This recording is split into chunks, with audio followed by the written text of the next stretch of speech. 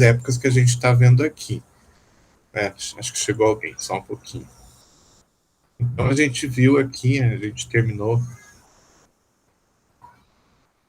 de ver lá no Renascimento uma coisa acontecendo, né? Então, ali até pelas próprias condições das pessoas, né, que não tinham muita higiene e tudo mais, o cosmético passava a ser até alguma coisa assim, não só para enfeitar, né, e para se diferenciar, como eu comentei, né, que quanto mais branco a pessoa fosse, mais ela se assemelhava, né, à nobreza e mostrava que não precisava trabalhar, porque quem trabalhava tinha que ficar embaixo do sol, né, e eles não queriam se mostrar como gente que precisava trabalhar, né, mas eles acabavam muitas vezes até pela própria questão de higiene. Então, a utilização dessas perucas para cobrir os cabelos sujos, com cheiro ruim e cheio de piolho, né?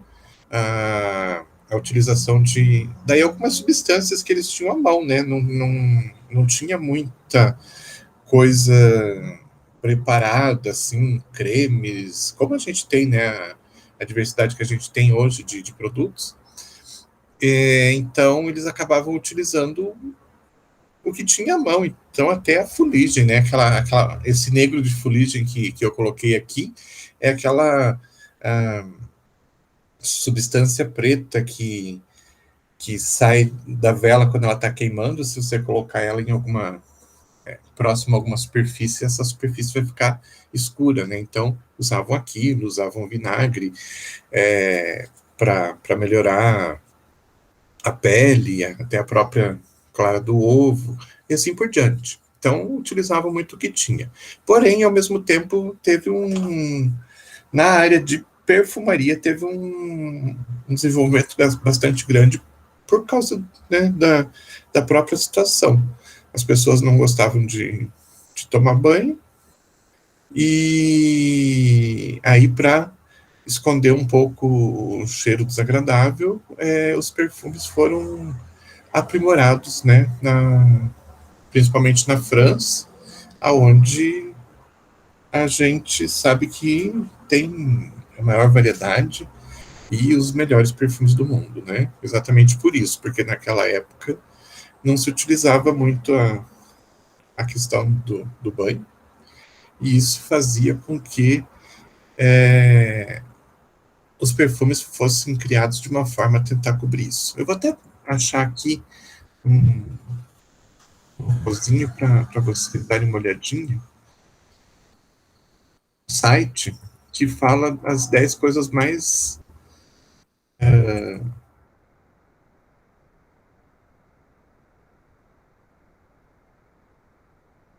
só um pouquinho. As 10 coisas mais. Deixa eu achar. As 10 histórias mais bizarras de. Como é que tu diz? As mais bizarras, 10. não era? Exato. Eu já passei para vocês uma vez? Não, não, eu estava pesquisando para responder uma das questões lá da presença lá e achei esse site.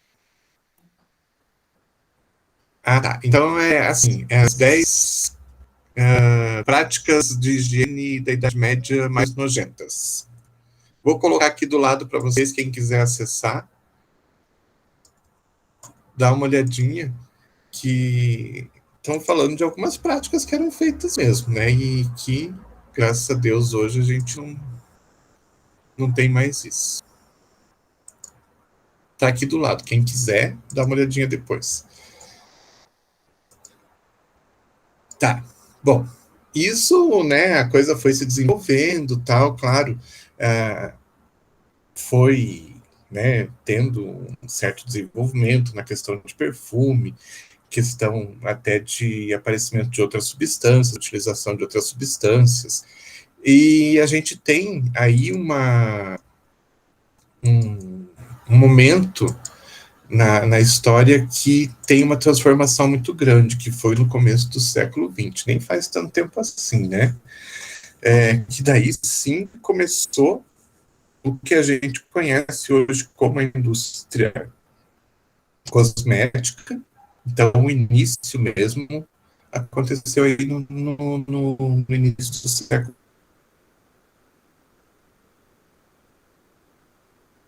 XX. E daí, dali para frente, o desenvolvimento foi extremamente rápido e, né, cada vez mais coisas diferentes, mais substâncias diferentes sendo utilizadas. Então, pesquisa e novas técnicas começaram mesmo, né, a partir desse momento. E começou tudo com uma pessoa chamada de Max Factor. Na verdade, o nome do Max não era Factor, era um nome, não me lembro se é polonês, se é alemão, alguma coisa assim, mas um daqueles nomes bem difíceis, né? E ele acabou transformando, usando o nome fantasia, vamos dizer assim, de Max Factor, para ficar mais fácil de, de ser reconhecido. Quem era Max Factor? Então, ele era um cinema lá em Hollywood, lá no começo então no começo do cinema, quando era cinema mudo e preto e branco ainda. Então, ele auxiliava na produção. Começaram a fazer os filmes, né, filmes já para realmente lucrar com isso, e começaram Tá falhando um pouco. algumas coisas aconteciam que eles tinham que, de alguma forma, dar um jeito nisso. Por exemplo,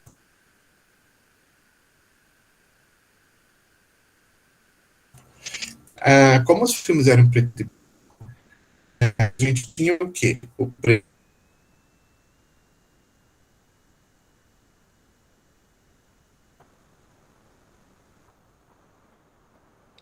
Professor, está falhando muito a aula, o áudio. Espera aí só um pouquinho.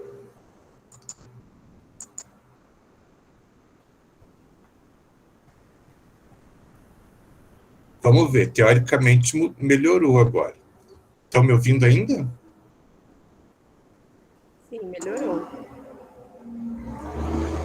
Agora tá teoricamente teoricamente está melhor. Vamos ver se continua assim. Qualquer coisa me avisem de novo.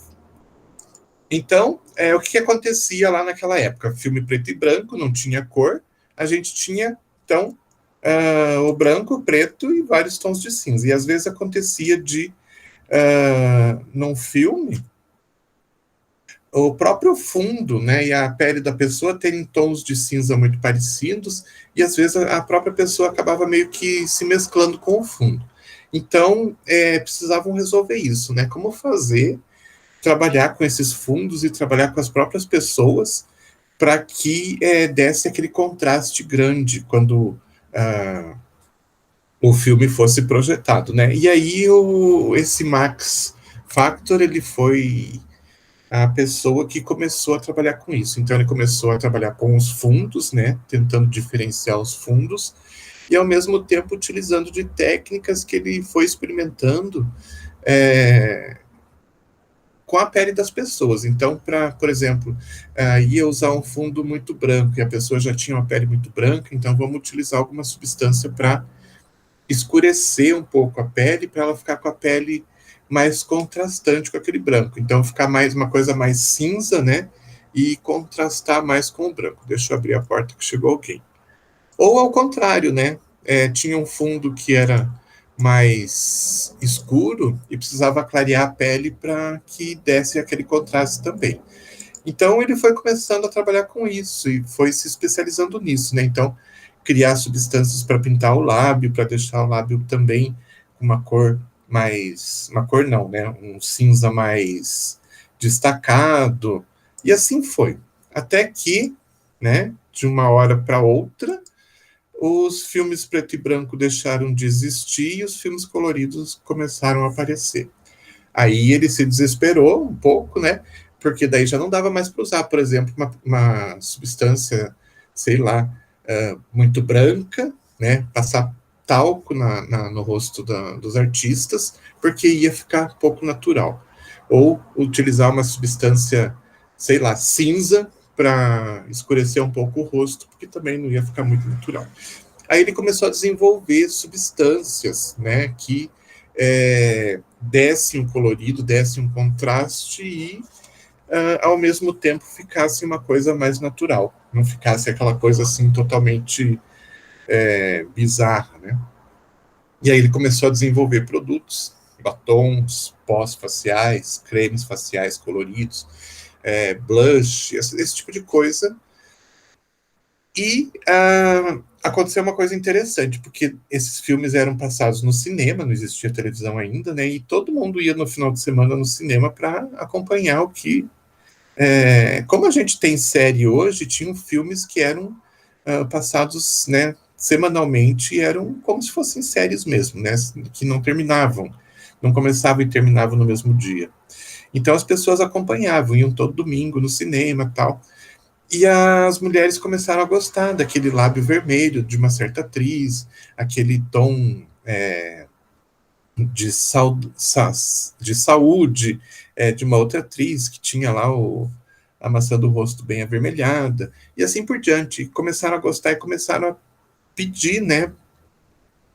O que é, perguntar, queriam saber, queriam comprar quais eram essas substâncias que davam aquela cor vermelha, aquela cor tom de pele e assim por diante. E o Max Factor, né, ele se aproveitou disso e criou então uma indústria, começou a produzir esses cosméticos para vender. E aí ele teve uma sacada bem interessante. Para aumentar ainda mais essa busca desses produtos que as mulheres estavam correndo tanto atrás, ele fez parceria com as artistas que eram famosas na época. Elas, né, faziam a propaganda nas revistas. Ele, então, tinha o lucro da venda dos produtos e elas tinham uma porcentagem também. E, ao mesmo tempo, elas ficavam mais famosas, porque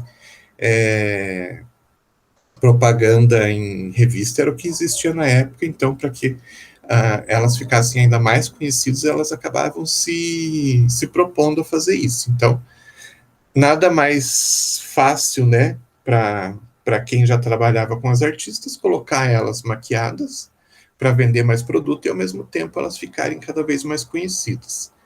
E isso aconteceu. Então, aqui tem até 3 exemplos de artistas que fizeram propaganda para Max Factor: Lana Turner, Rita Hayworth e Evelyn Kayes.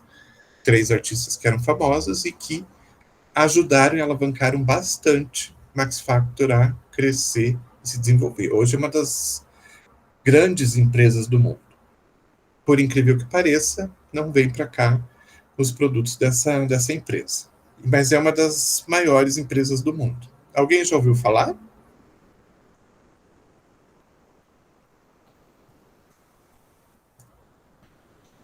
Esse silêncio deve ser um não. Tava achando a tecla para ligar o áudio aqui. Não, eu não conhecia isso aí, não. Não?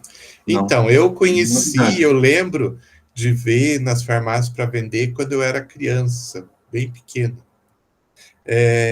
Então, com certeza, vocês não conhecem. Era comum, era vendido aqui no Brasil e, de repente, não sei por que cargas d'água deixaram de ter representantes e deixaram de vender. Mas se vocês procurarem em outros lugares do mundo, vocês vão ver que todo lugar vende. E são produtos de grande qualidade. Outra linha de produtos de grande qualidade que também não vem para o Brasil é a Estée Lauder. A Estée Lauder é uma americana que lá no início do século também, ela tinha essa curiosidade em criar coisas, e lá na cozinha da casa dela, uma vez ela criou um creme, né, com produtos, com substâncias que ela tinha na própria cozinha, e ela passou a usar esse creme e as pessoas perceberam uma melhora na pele dela e começaram a pedir para que ela fizesse, vendesse e tudo mais. Então ela começou a fazer na própria cozinha ainda esse creme para vender para amigas, conhecidas, e assim o creme foi ficando conhecido, aquela propaganda de boca em boca, até que em um determinado momento ela estava vendendo tanto que ela não estava mais dando conta de fazer na cozinha dela, teve que montar uma fábrica, e daí essa fábrica passou a produzir novos produtos e tudo mais, desenvolver um monte de diferentes produtos, e hoje se eu não me engano, a segunda maior indústria de cosméticos dos Estados Unidos.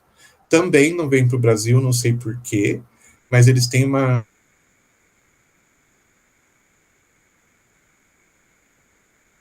Voltou a travar, professor. Ah, meu Deus do céu, peraí.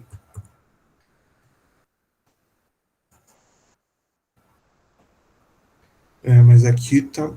As barrinhas estão boas. Normal, ele dá uma travadinha e volta o áudio dele. Tá. Se der uma travada maior, daí me avisem. Porque aqui agora, teoricamente, pelo menos as barrinhas da internet estão no máximo. Tranquilo. Tá?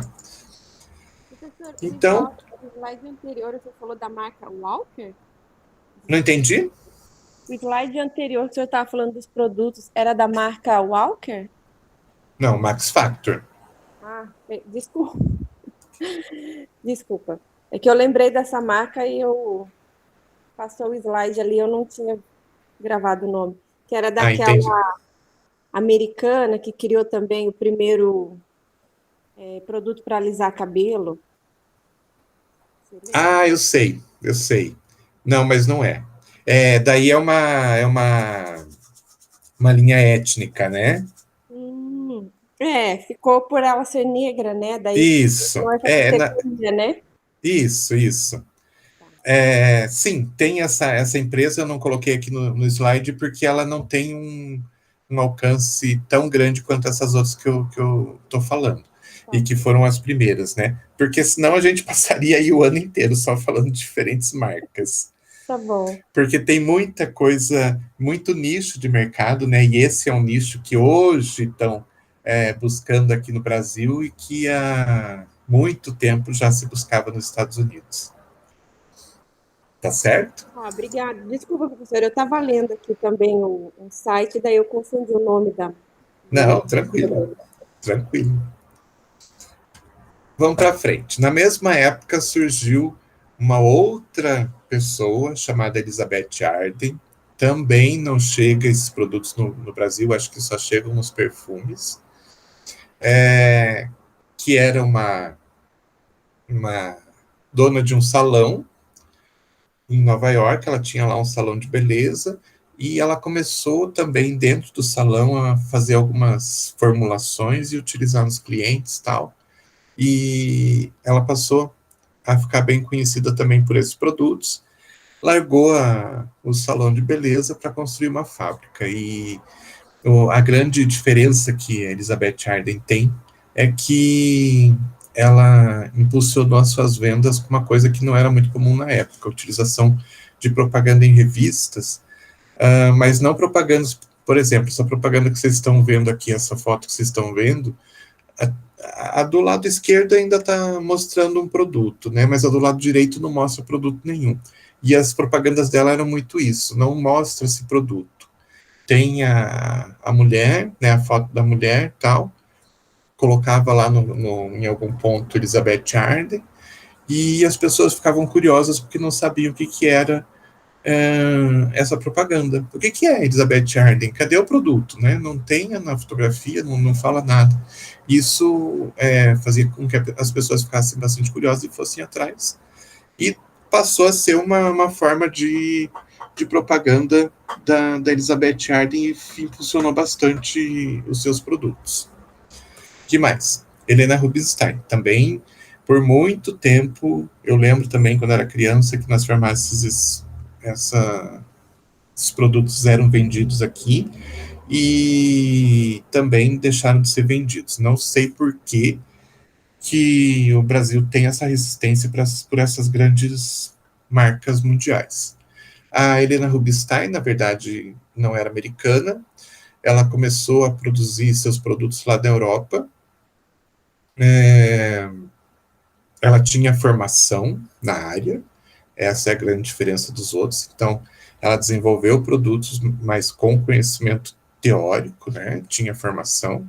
Só que ela percebeu que se ela ficasse na Europa, ela não ia ter um crescimento como ela queria. Ela queria que a indústria dela fosse uma indústria de nível mundial. Aí ela foi para os Estados Unidos e lá realmente ela fez com que os seus produtos ficassem conhecidos no mundo inteiro. Também uma indústria que trabalha com bastante inovação e que, mais uma vez, não vem aqui para o Brasil.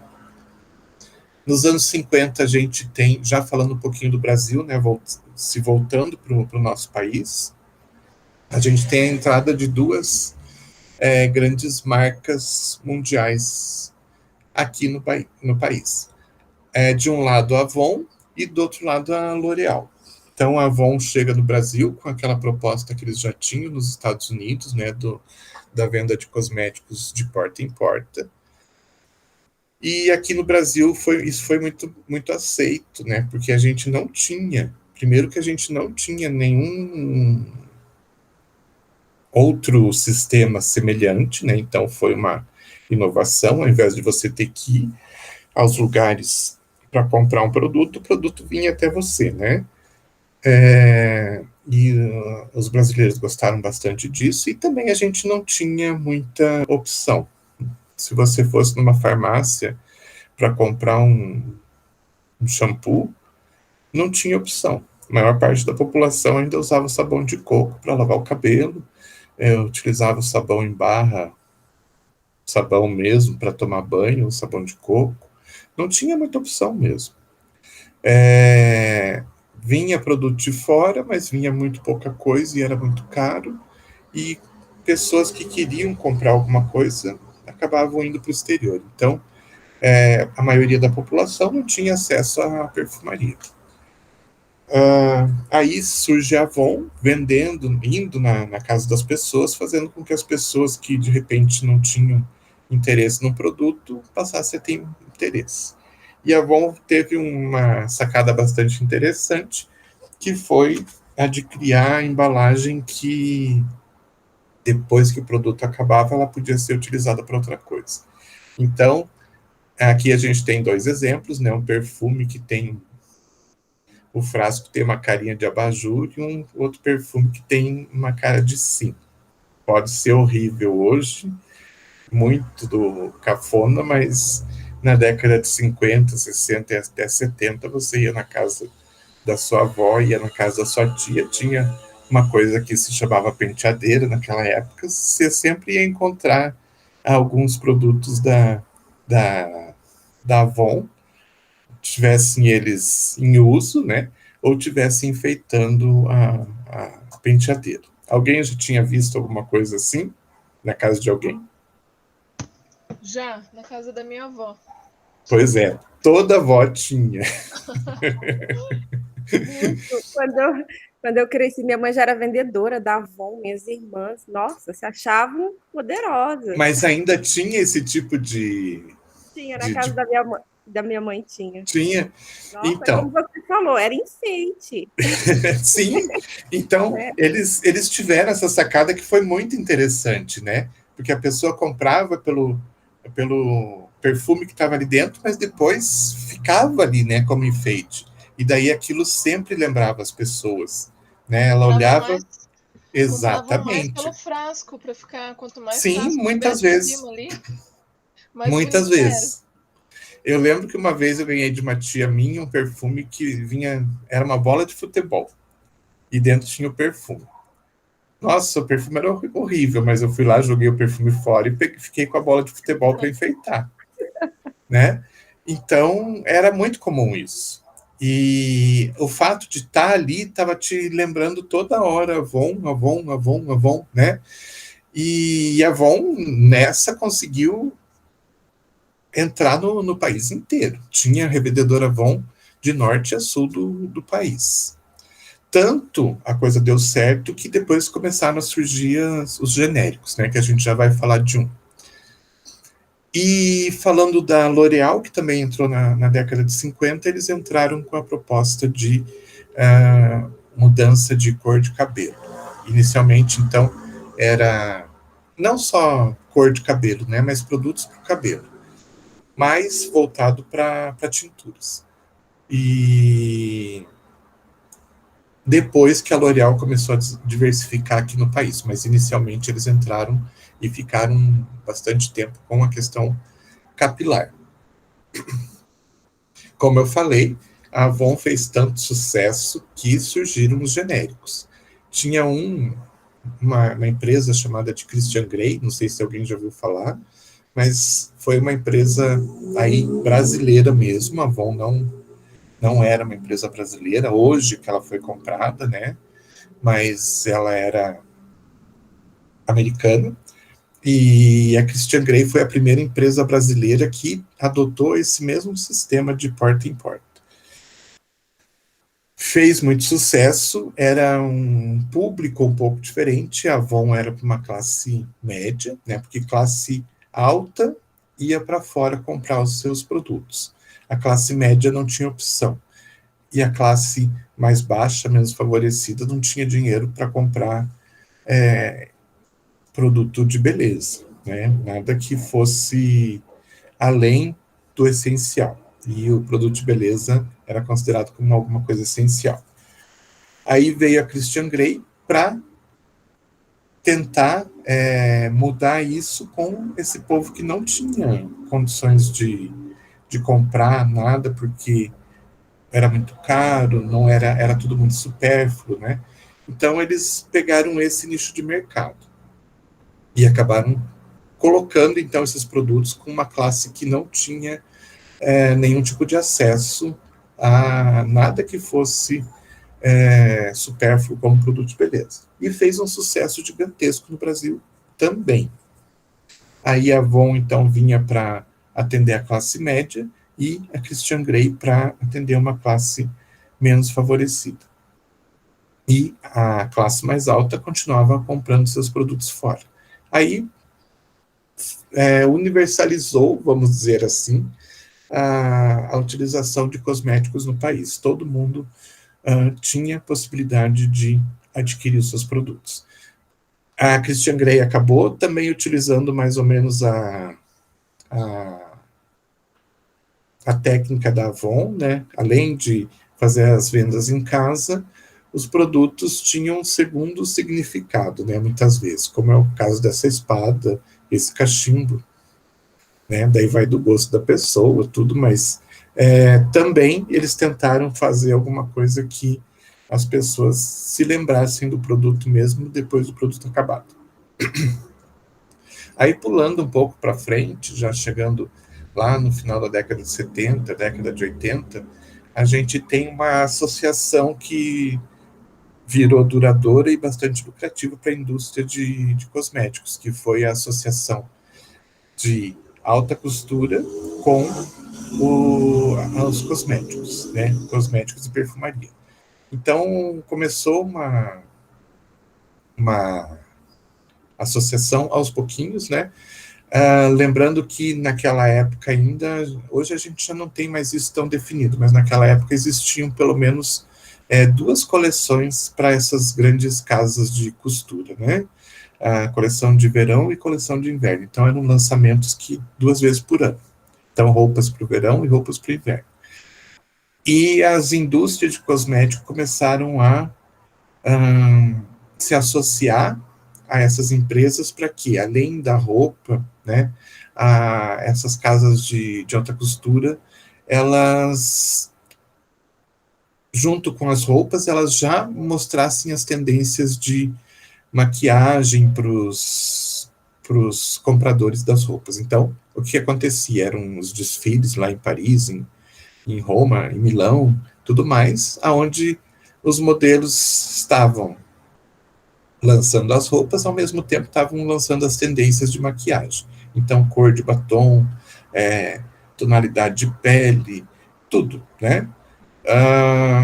Então, passou a ser uma coisa muito mais lucrativa ainda para essas grandes casas de alta costura, porque eles passaram a vender, junto com a roupa, a maquiagem, que era a tendência, né, que acompanhava, digamos assim, a roupa. E daí também os perfumes passaram a ser vendidos, porque os perfumes não tinham mais, né, não tinham estação do ano, né, então não tinham época para ser utilizados.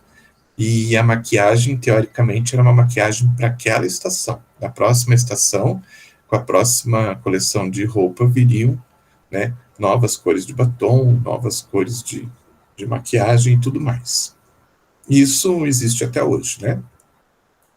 Nos anos 70 e 80 também, aqui no Brasil, a gente teve uma tendência bastante legal, que foi a criação de indústrias cosméticas brasileiras. A gente tinha uma outra coisa, né? Christian Grey, que eu falei, tinha outras pequenas, né?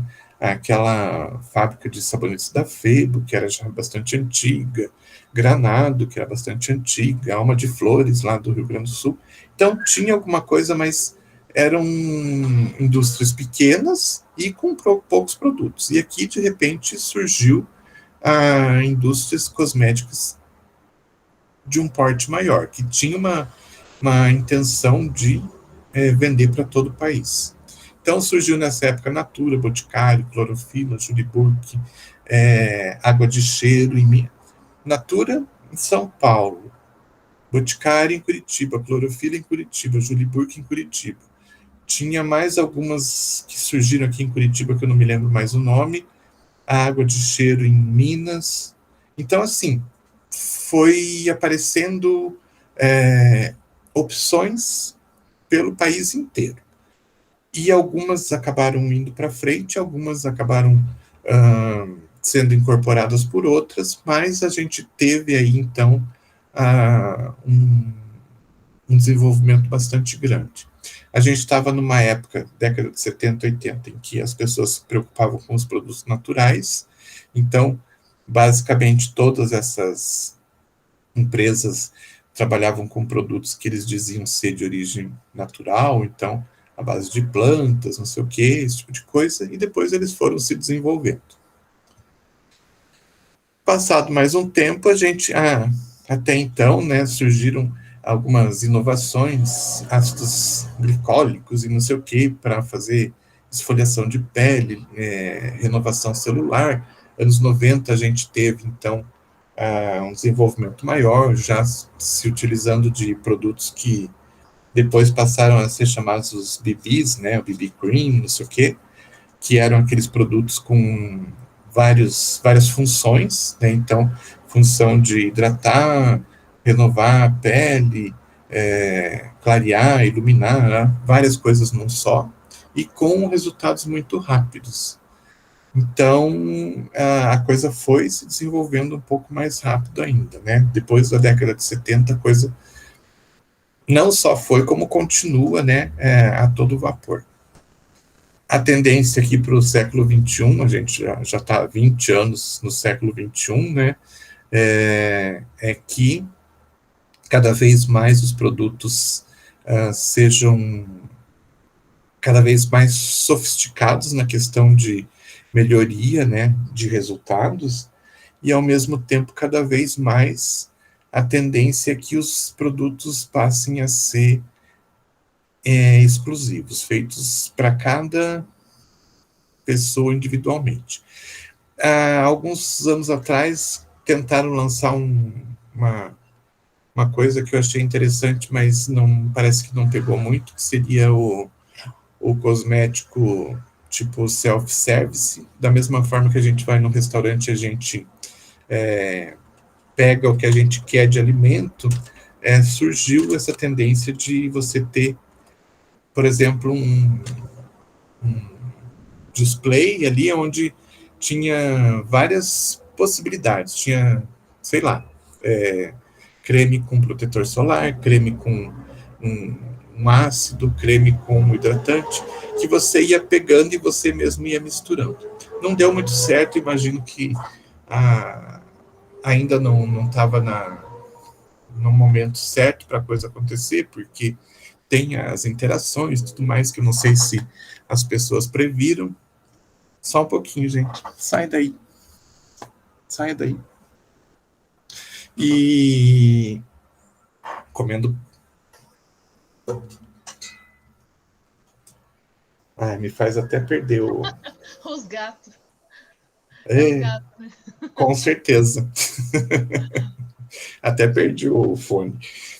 E a tendência, então, é realmente no futuro ter uma coisa do cosmético feito para uma determinada pessoa. Já aqui em Curitiba a gente já teve uma tentativa disso acontecer, não deu certo, talvez não fosse a época certa, parece que estão tentando fazer de novo, que é, não sei se vocês já ouviram falar, existia uma farmácia aqui em Curitiba, não me lembro o nome agora, mas que era associado ao Boticário. Eles faziam o seguinte, eles tiravam uma porçãozinha da sua pele, essa pele era analisada, e de acordo com as características dessa pele, era produzido um creme específico para você. Labigens, eu acho que era o nome, não me lembro o nome da empresa, enfim. Mas a coisa era muito cara, e eu acho que isso fez com que não vingasse. Mas a tendência é que no futuro isso aconteça. Claro, com uma tecnologia mais barata, né?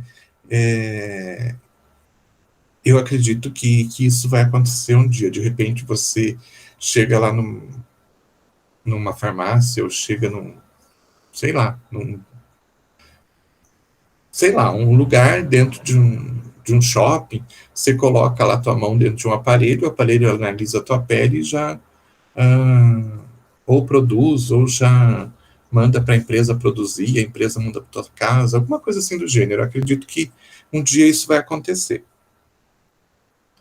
Falando um pouquinho da indústria cosmética, a gente tem uma associação, que é a Associação Brasileira da Indústria de Higiene Pessoal e Cosméticos, que é a indústria que abrange todas as indústrias de higiene, como o próprio nome diz, né, de higiene pessoal e de cosméticos também. É uma associação que trabalha a favor dessa indústria. E eles soltam um anuário todo ano dizendo como foi a situação desse grupo de indústrias durante o ano, né? Então, sempre se espera muito esse anuário para ver como que foi a situação no país. O último que a gente tem foi o de 2019, então, falando como que foi o ano de 2019, e o de 2020 deve sair logo. Eu acredito que 2020 deve ter tido uma queda, tudo mais, mas só a hora que sair que a gente vai saber mesmo. Mas o anuário, então, mostra o perfil, né, da indústria cosmética durante o ano. Então, no ano de 2019, a gente teve uma leve queda. O Brasil estava com a tendência de se tornar o segundo maior país usuário de cosméticos no mundo, e ficou em terceiro lugar porque a gente teve uma crise financeira que veio de um pouco antes. Então, é comum, né, que quando a crise chegue, as pessoas deixem de comprar alguns cosméticos. Elas não param de comprar. Elas deixam de comprar algumas coisas ou mudam para algumas coisas mais baratas. E isso influencia nessa questão do crescimento da lucratividade. Já não estava muito bom. Daí veio 2020, que acredita-se que não foi muito bom também. Espera-se muito desse ano de 2021. Mas estava numa tendência de crescimento, né? Então, nos últimos anos, a gente vinha vendo que o Brasil estava ficando, né, cada vez mais entre os primeiros a produzir e a consumir. E daí, dentro desse anuário, tem tudo, por tipo mostra crescimento por tipo de produto, mostra um panorama completo, é bem interessante. Eu até deixei o link aí, se vocês quiserem dar uma olhadinha. É um anuário bem, bem completo. E ele dá todo esse perfil da indústria mesmo. Uma coisa que fica muito claro nesse anuário, né, nos anteriores, é que existe um campo muito grande ainda para essa indústria no país. Tem ainda espaço para muita gente. No ano de 2019, ficou claro também uma tendência bastante grande, que é a tendência de terceirização de serviço. Então, hoje, o que acontece? Desculpa. Por exemplo, vou dar um exemplo. Boticário tem lá uma fábrica gigantesca, eles produzem os seus cosméticos, porém os sabonetes eles não produzem, porque teria que montar uma outra fábrica só para fazer os sabonetes, né? Porque é uma forma de produção diferente, é uma linha de produção diferente. E eles terceirizam, então eles compram de uma outra indústria, eles dão a formulação para essa indústria, dão as essências, tudo mais, a indústria vai lá e só faz, né? Não desenvolve nada, só faz, e coloca a marca do Boticário. Então, essa questão de terceirização está virando uma tendência já há alguns anos. Outros exemplos. Eu quero ter uma linha de cosméticos, mas eu não quero ter uma indústria. Eu só quero mesmo revender. Então, o que eu faço? Eu também vou lá, entro em contato com a indústria dessas terceirizadoras, eles fazem uma análise do que eu quero, do que eu preciso, tudo mais, eles dão as opções, eu posso chegar com as minhas formulações, ou se eu não tiver essa capacidade de criar, né, eles podem sugerir as formulações, tudo mais, e daí eu vou lá e escolho o que eu quero, e eles fabricam, colocam os meus rótulos, né, colocam a minha marca, e eu vou lá e vendo esse produto. Então, isso é uma tendência bastante grande. A gente tem várias indústrias aqui em Curitiba que trabalham com terceirização. E essas terceirizações, então, são voltadas, né, para quem quer revender, quer ter a sua própria marca, ou mesmo para empresas que têm necessidade, né? Por exemplo, hotel e motel.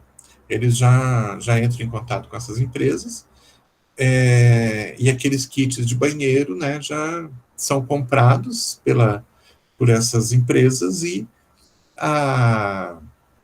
às vezes, né, existem as opções de ter o produto pronto e só, então, embalar e colocar o nome do hotel ou do motel, ou existe aquela outra opção de se criar algo exclusivo para esse hotel ou motel que quiser.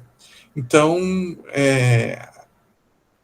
essas terceirizadoras acabam fazendo muito isso também. Tem grandes empresas, tem uma bastante grande aqui em Curitiba, que praticamente, não vou dizer aí que ela, por completo, só trabalha com esses produtos, mas uma boa parte da produção deles está voltada para hotéis e motéis aí do Brasil inteiro.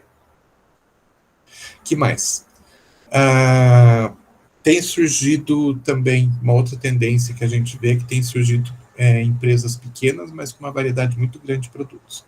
O que a gente via antigamente era, a empresa começava lá com uma linha de, sei lá, shampoo, condicionador, um creme hidratante, um creme para as mãos e um sabonete líquido. E aí começava a ficar conhecida e daí aumentava, criava uma segunda linha semelhante, uma terceira linha semelhante, até que chegava um determinado momento em que aumentava bastante o leque de produtos. Hoje a gente está vendo uma tendência um pouquinho diferente. Então, empresas pequenas que já começam com uma variedade muito grande de produtos. Não esperam, né, esse crescimento lento e gradual. Já estão indo para realmente ter uma grande linha e ter uma possibilidade maior de vendas, né? Porque quanto mais produtos você tem, mais a possibilidade de você conseguir vender os produtos. E falando um pouquinho do sistema regulatório, a gente tem, então, como órgão regulador aqui no Brasil, alinha toda essa parte de cosméticos, a Anvisa. Então, se vocês entrarem lá no site da Anvisa, vai ter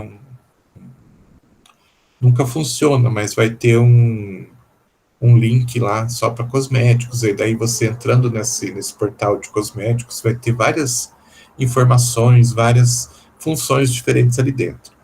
Então, vocês vão encontrar, por exemplo,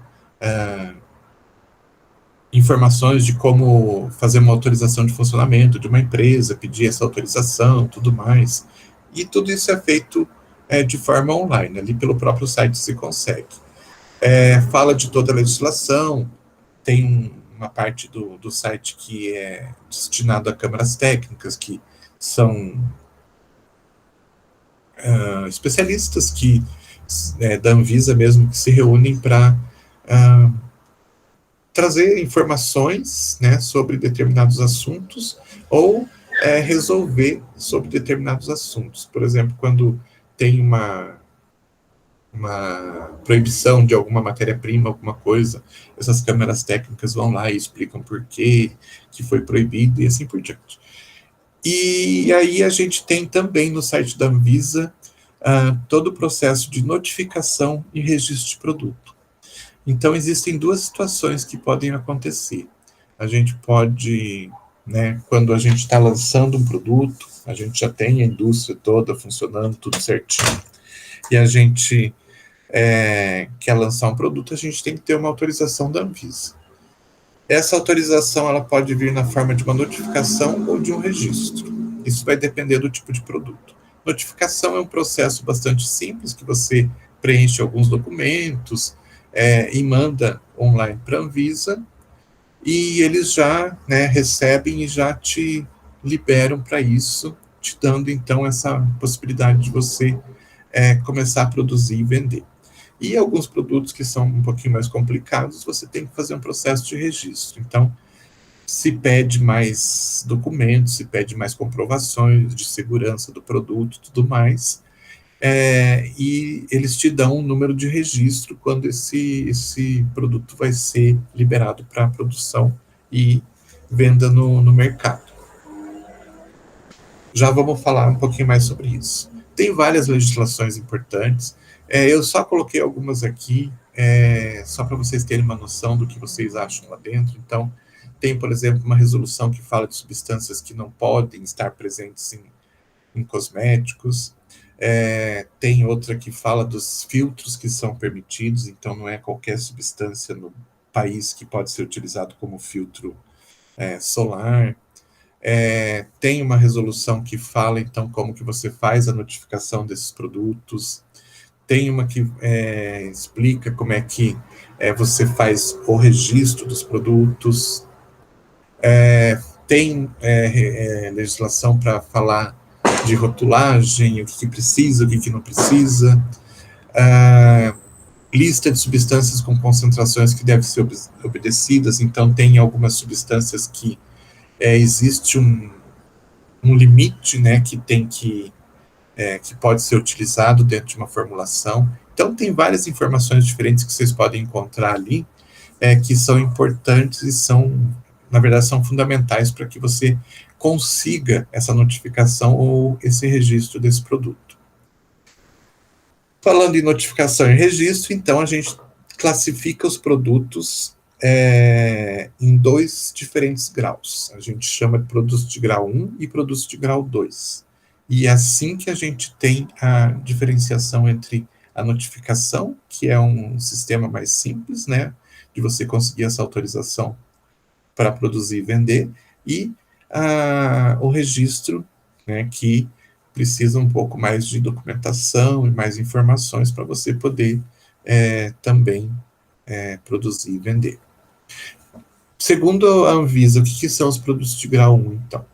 São produtos de higiene pessoal, cosméticos e perfumes, cuja formulação cumpre com a definição adotada no item 1 do anexo 1 da Resolução 211, não vem ao caso agora, e que se caracterizam por possuírem propriedades básicas ou elementares, cuja comprovação não seja inicialmente necessária e não requeiram informações detalhadas quanto ao seu modo de usar, suas restrições de uso, devido às características intrínsecas do produto, conforme mencionado na lista indicativa, lista de produtos de grau 1. Daí tem uma listagem que fala que shampoo, condicionador, creme hidratante, várias coisas assim, são classificadas como produto de grau 1. Então, o que são esses produtos de grau 1? São aqueles produtos que eles não vão trazer problemas na sua utilização, por mais que você utilize de uma forma um pouquinho errada. Então, são a maior parte dos produtos que a gente tem que fazem o seu efeito, mas não trazem grandes problemas. Claro, você pode, de repente, você, pessoa individual, ser alérgico a uma determinada substância, mas daí isso é uma característica do seu organismo, né? Mas, de uma forma geral, essas substâncias que estão ali, esses produtos que estão ali, eles não vão trazer nenhum tipo de efeito mais grave. Por exemplo, se eu pegar um shampoo, colocar numa esponja e utilizar ele como um sabonete líquido, será que eu vou ter problemas com isso? O que vocês acham? Como que é? Pegar um shampoo e usar no sabonete líquido? Usar como sabonete líquido. Usar como um... Se ele está dentro do grau 1, ele pode. Acho porque que a não. função Não vai ter problema. A função dele é fazer a limpeza com perfume, então não teria problema trocar. A única diferença que a gente teria, né, entre um sabonete líquido e um shampoo seria o pH. O pH do shampoo geralmente é um pouquinho mais ácido, 5,5 por aí. E o sabonete líquido, um pH 7, né? A gente geralmente ajusta dessa forma. Então, o que vai acontecer? Um pouquinho mais ácido, se você passar na pele, pode ser que deixe a pele um pouquinho mais ressecada, tá? Mas nada que vá comprometer a sua saúde, né? Então, é um tipo de produto que, mesmo que você não utilize da forma mais correta, não vai trazer grandes consequências. Se eu pegar um creme hidratante simples, né? Um hidratante lá de ureia, que é para passar nas mãos, e eu passar no rosto, pode ser que ele traga alguma coisinha assim, por exemplo, seja um creme, como é um creme para as mãos, que geralmente necessitam de uma hidratação e uma oleosidade maior, tudo mais, e eu passar no rosto, pode ser que eu deixe a pele oleosa e venha a crescer algumas espinhas, alguma coisa. Mas eu não vou sofrer consequências mais graves, né? Porém, tem alguns produtos que eles precisam até ter uma bula, né, ensinando como utilizar para a pessoa não utilizar de forma incorreta. Esses são os produtos que a gente chama de grau 2. Então, eles podem trazer algum tipo de consequência ruim se eles não forem utilizados corretamente. Por exemplo, um alisante de cabelo, uma tintura de cabelo, que mais? Meu Deus, que mais? Professor, você falou da ureia. Você falou da ureia. A ureia, na verdade, não sei se eu estou certo, me corrija se estiver errado, mas ela permeia a corrente sanguínea, para grávida não é indicado, e para quem tem diabetes também parece que não, né? Eu também ia perguntar isso, professor. Quando você falou falou da ureia, grau 1, né? falando de grau 1. Sim. Ia ver a mesma coisa, professor. Mas aí são casos muito específicos, né? Agora, então, dá para considerar como sendo grau 1, porque se você, dentro de uma normalidade, você utilizar, você não vai ter problema nenhum, né? Se você... porque eu acho que nos cosméticos, então, talvez de grau 1, até 10% pode ser que seja isso, então. Então, porque existe essa diferença. Quando você tem ele como cosmético, ele tem uma certa concentração. Quando ele está lá dentro da farmácia, para dentro do balcão, e ele é considerado medicamento, daí ele tem outras características. Concentração maior, né? Pode ser. Nem sempre a concentração vai ser maior. Tem alguns casos que é maior, mas tem alguns que são 10% também. Mas daí ele tem outras características ali no meio. Tá?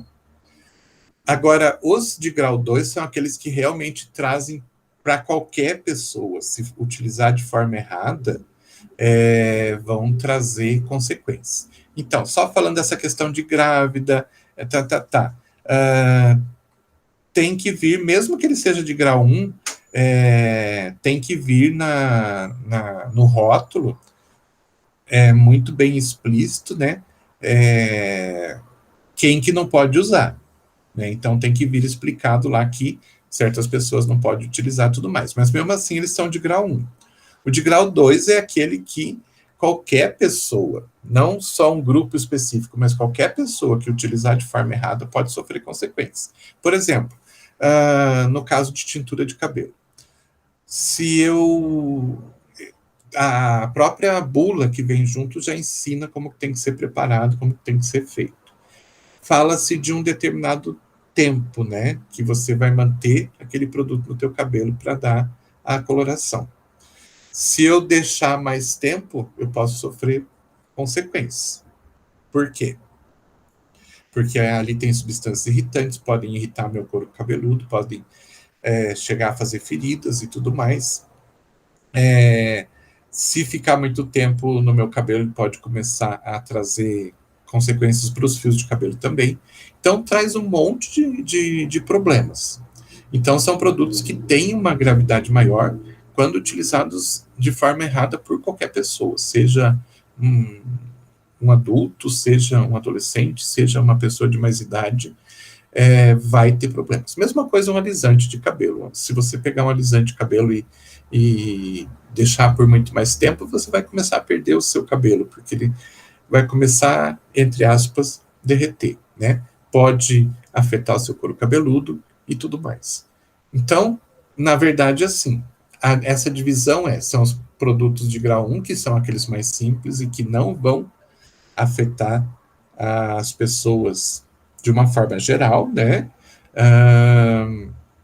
Que usem de forma um pouco errada, e os de grau 2, que se você não usar da forma correta, você vai sofrer consequências. Então, depois se vocês quiserem procurar direitinho essas listas, para ver o que é grau 1 e grau 2, vocês vão ver que eles são realmente produtos que até a gente mesmo tem um pouco de receio de utilizar muitas vezes.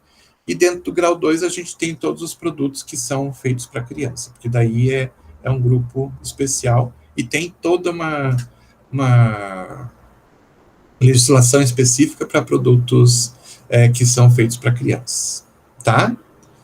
Então, produtos de grau 1, né, como eles são mais seguros, não tem tanta necessidade de tanta documentação. Então, eles são o tipo de autorização que a Anvisa dá é a chamada notificação.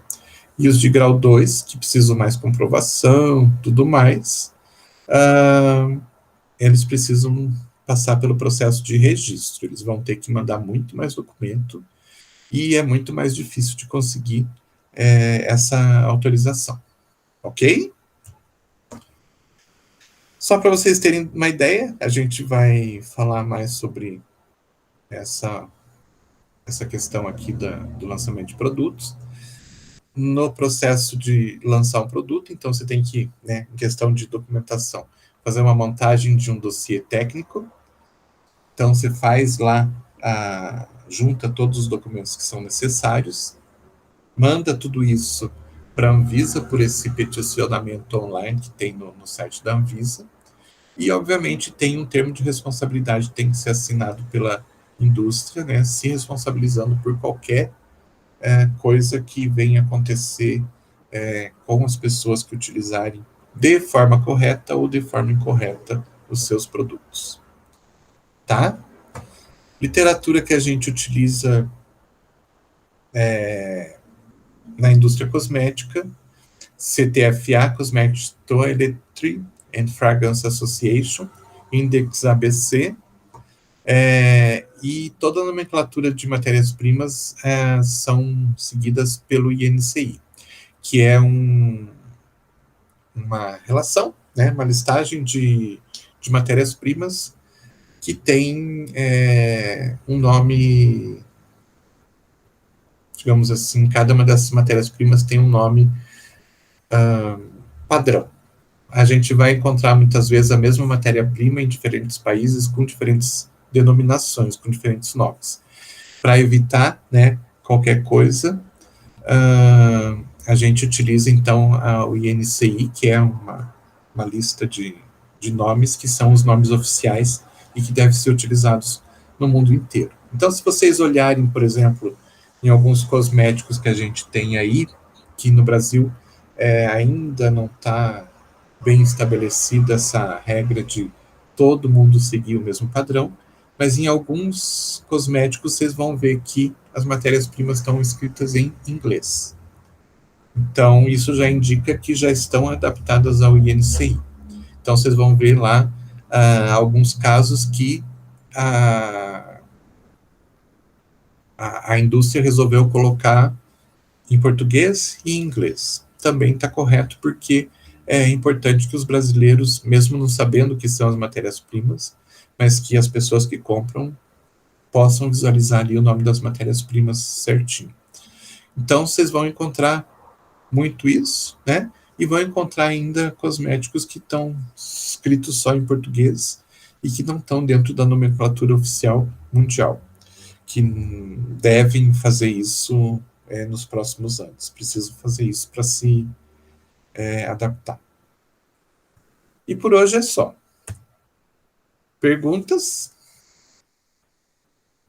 Por enquanto não, professor, tudo certo. Beleza. Nenhuma dúvida? Professor, É. Você falou ali da parte de notificação, até achei que era isso. Assim como os medicamentos, os problemas relacionados aos dermos cosméticos também são notificados para a Anvisa ou não? Então, dermocosmético para a Anvisa não existe, né? Não. Então, tudo é cosmético. Uhum. Não, sim, mas os problemas com cosméticos, então, são notificados à Anvisa também, não? Os problemas, quando acontece, sim. Isso. Tá, agora que eu entendi a pergunta. Sim, tem que ser feita a notificação para a Anvisa. Da mesma forma que é com o medicamento? Da mesma forma, mesma coisa. Entendi. Até porque quem centraliza tudo isso, como é a Anvisa mesmo, né, como eles têm lá até os próprios alimentos, né, tem dentro da Anvisa e dentro do próprio site, tem lá então uma área de cosméticos, área de medicamentos, área de alimentos, materiais, produtos de saúde, tudo mais, né, então tudo passa por ali, registro, notificação, tudo passa por ali. Então, quando dá problema também tem que passar por ali. Eles precisam ter conhecimento dessas coisas erradas que quando acontecem. Professor, agora me deu uma dúvida. Diga. Na verdade, para a Anvisa não existe essa classificação de dermocosmético e de cosmético? Não. Ou é medicamento, ou é alimento, ou é cosmético.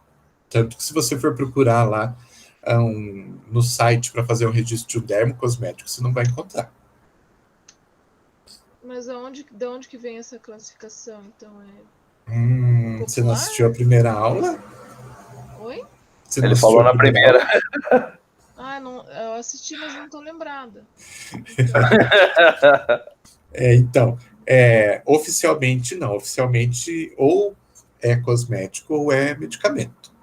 Essas classificações diferentes vieram, né, para as pessoas se diferenciando, né? Então, meu cosmético é melhor do que um cosmético comum. Então, ele é um dermocosmético, porque ele faz uma atuação mais profunda. Sabe? Começou muito assim, de as pessoas começarem a inventar nomes diferentes para diferenciar seus produtos, dizer que eles são melhores. Então, para a Anvisa isso não existe, pelo menos por enquanto ainda não existe. Pode ser que um dia eles cheguem a separar em cosmético e dermocosmético, por exemplo, mas por enquanto não.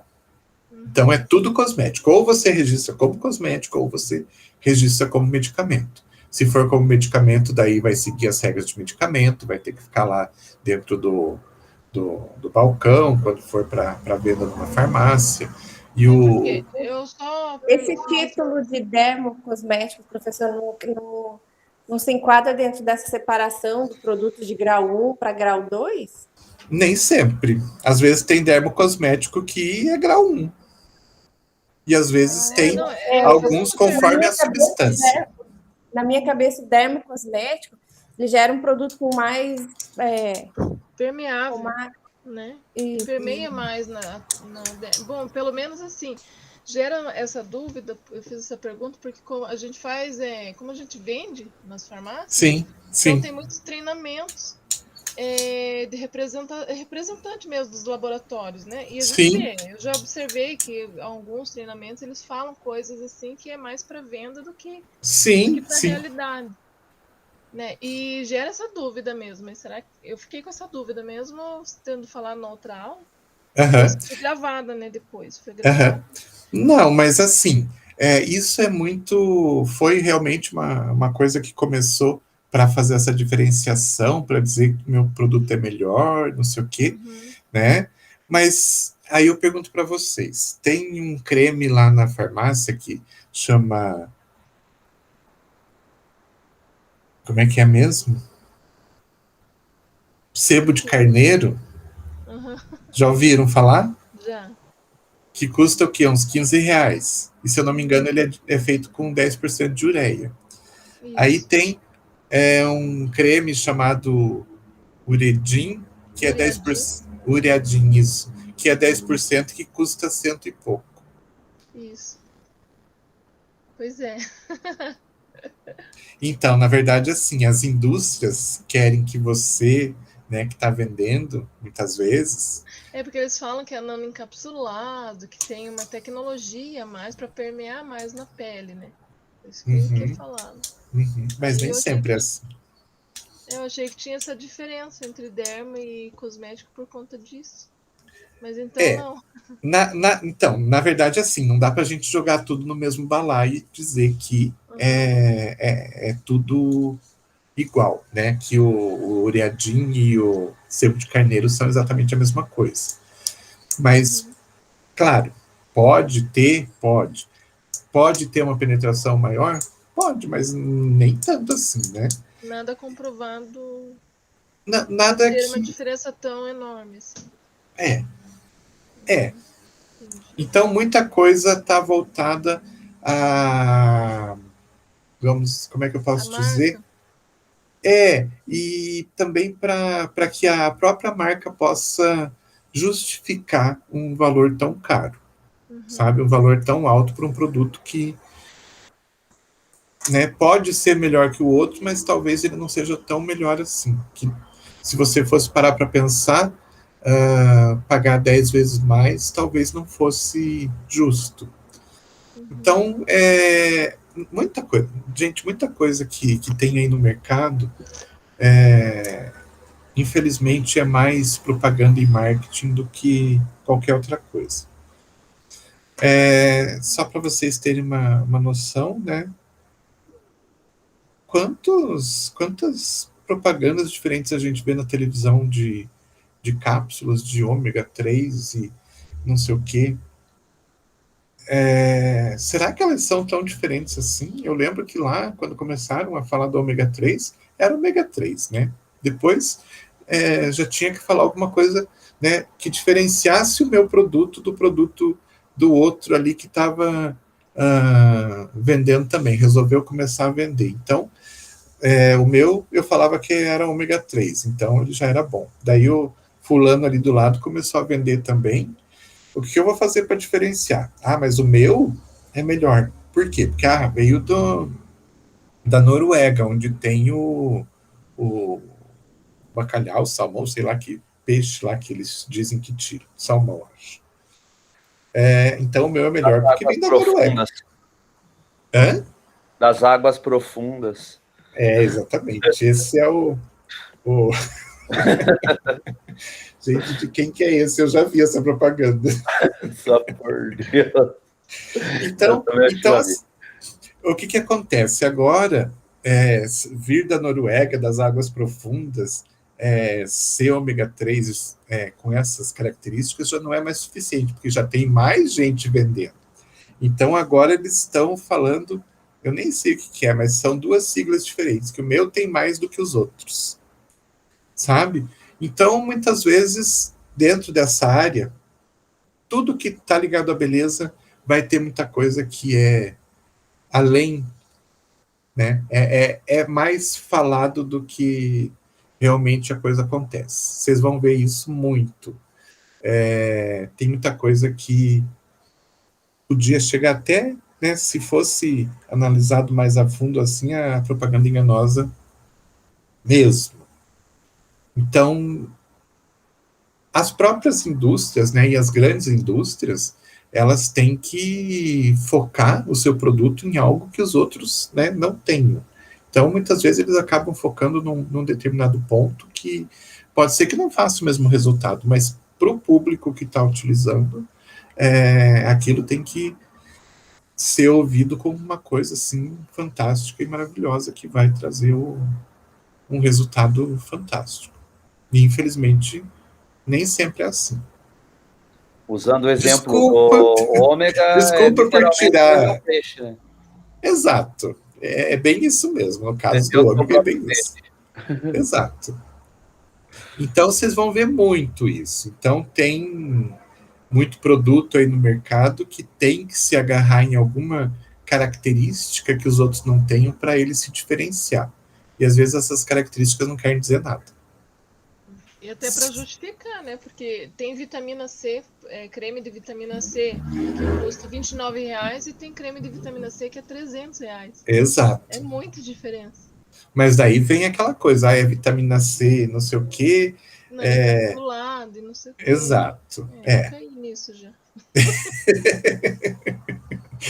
Não vou dizer que não exista isso. Existe, claro, hoje você tem técnica para fazer esse nanoencapsulamento, mas também não é assim que qualquer coisa você vai fazer esse encapsulamento e isso quer dizer que vai ter um resultado melhor, né?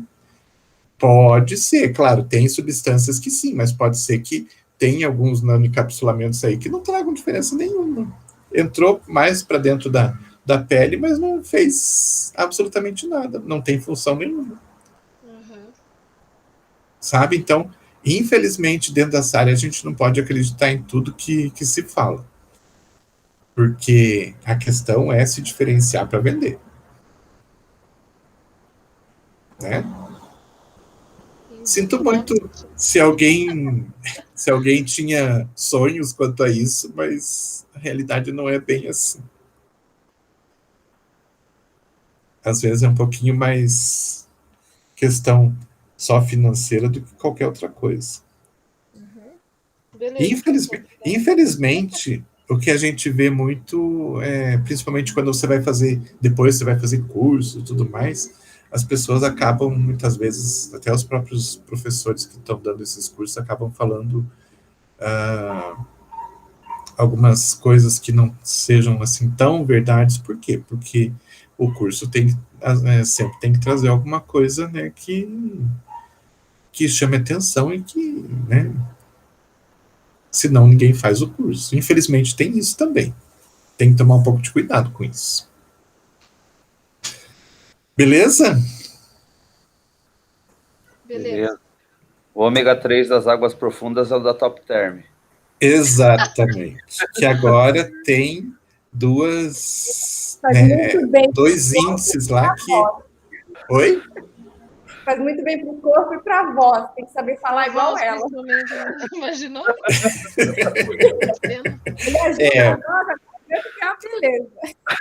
Para a voz, vocês já viram que não tem muito efeito, né? Então, quando a gente ouve uma propaganda dessas, né, que devia ser até proibido, né, o que você entende? Que aquilo ali é um produto que vai transformar a tua vida, porque e claramente se fala, isso é contra a própria legislação.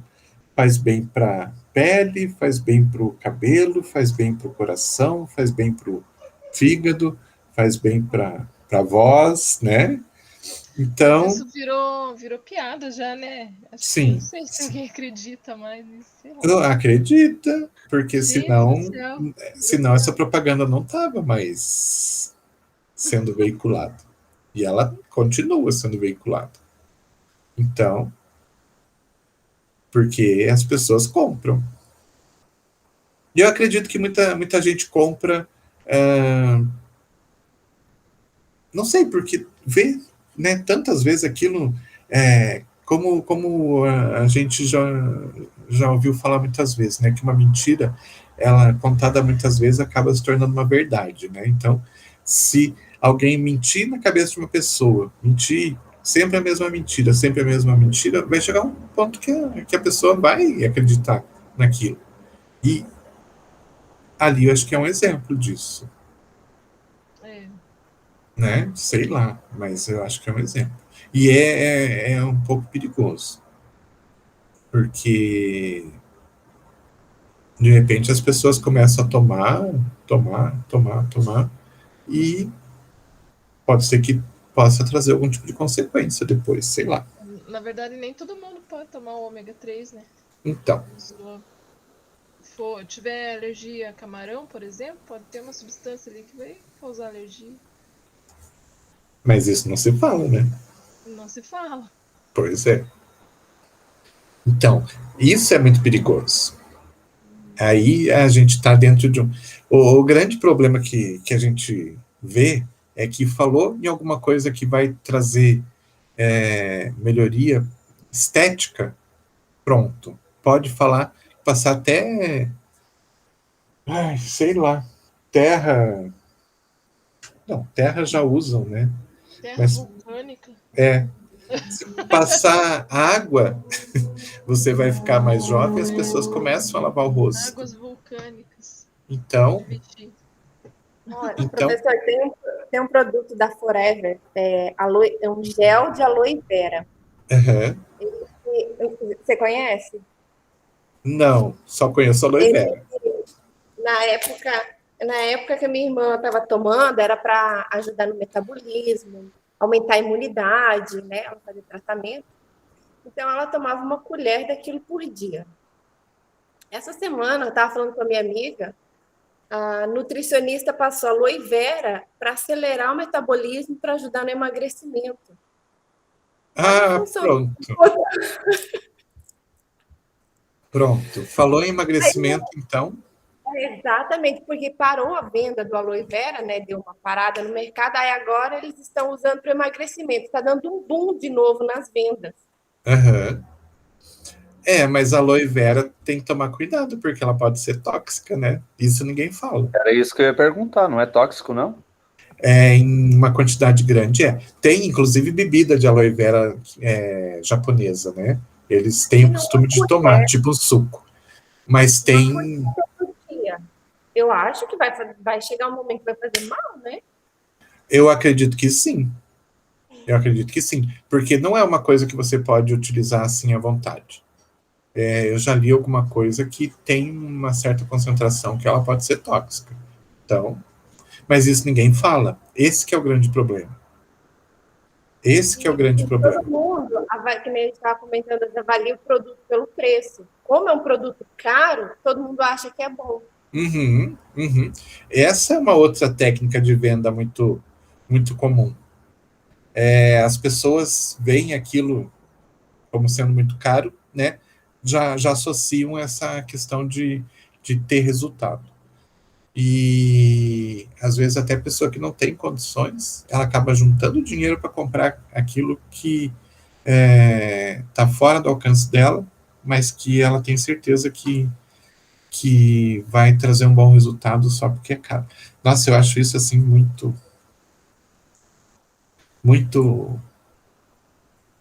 muita ganância, sabe? Sei lá. E é aquele negócio, né? Às vezes um pouco tá fazendo resultado, vamos tomar mais, né? Sim.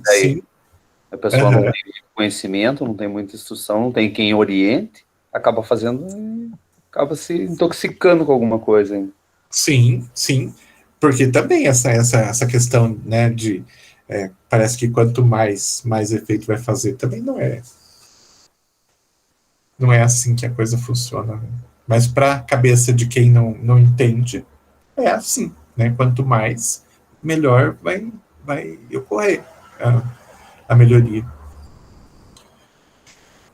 Então, tem que ter essa consciência e tem que ter esse cuidado. Coisa que, infelizmente, a gente vê que falta um pouco do mercado, porque a questão é, né, a venda. A venda é o dinheiro que está veiculado atrás disso. Mesma coisa essa nova área que a gente está tendo aí, que é a área da estética, né? Pela questão financeira, muitas vezes as pessoas acabam fazendo coisas que não deveriam, Às vezes por ignorância, mas muitas vezes por ganância mesmo, né? E depois a gente acaba vendo os resultados. Os dois lados, né? Primeiro, quem procura alguma coisa que de repente está muito barata e não pesquisa, né? Para saber se a pessoa que está prometendo aquilo é capacitada. E o outro lado, a ganância da pessoa que está fazendo aquilo sem ter capacidade de fazer. É muito complicado. Tudo que está ligado à beleza, hoje em dia é bem complicado. Mas é o que tem para hoje, né? Bom, gente, é isso então. Deixa eu parar de Tchau, gravar vocês. aqui. Tchau. Obrigado, professor. Imagina, até a semana que Valeu. vem.